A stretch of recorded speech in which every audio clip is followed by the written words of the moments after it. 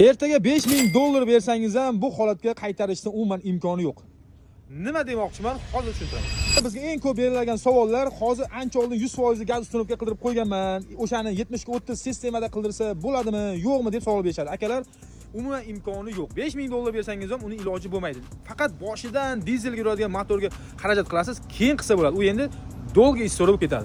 O'shaning uchun har doim aytamiz, akalar, mana 70 ga 30 sistemasini motorda ochilmagan holatda ustunovka qildirsangiz, keyin $500 bersangiz, yana 100% gaz ustunovka qildirib olsangiz bo'ladi. Ya'ni 100% gazga yuradigan qilsangiz bo'ladi. 100% gazdan keyin iloji yo'q. Bu akamiz ayni bu egalariga undan 1,5 yil oldin qilib berganik, to'g'rimi aka? Bu yangi mashinangiz, to'g'rimi? Nimaga yana 70 ga 30 sistemada qildiryapsiz? Bizga juda ma'qul keldi. Ham hozir gazlar tanqis bo'lganini evaziga biz bitta knopkani bosasiz, to'xtab qolyapmiz. Bitta knopkani bossak, 100% salarka ketilaveradi. his qilaverasiz. Ha, salarkada yetib olib, zapravka ochilishiga yetib olib, undan gazda harakatlanyapmiz.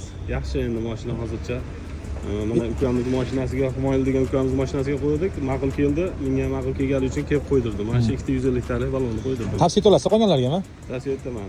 Rahmat aka, sizga ham. Akalar, bunga ko'rib turganlaringizda ideal holat 70 ga 30 sistemasi qilib berganmiz. Ikkita 150 talik balon turish holatini ko'rishlaringiz mumkin. Motor joyi umuman ochilmagan holatda, farsunka va reduktorlar ideal holatda qo'yib berganmiz. Shunaqa sifatli xizmatlar bo'yicha bemalol pastda nomerlarga telefon qilib batafsil ma'lumot yoki narx-navolarni bilishlaringiz mumkin.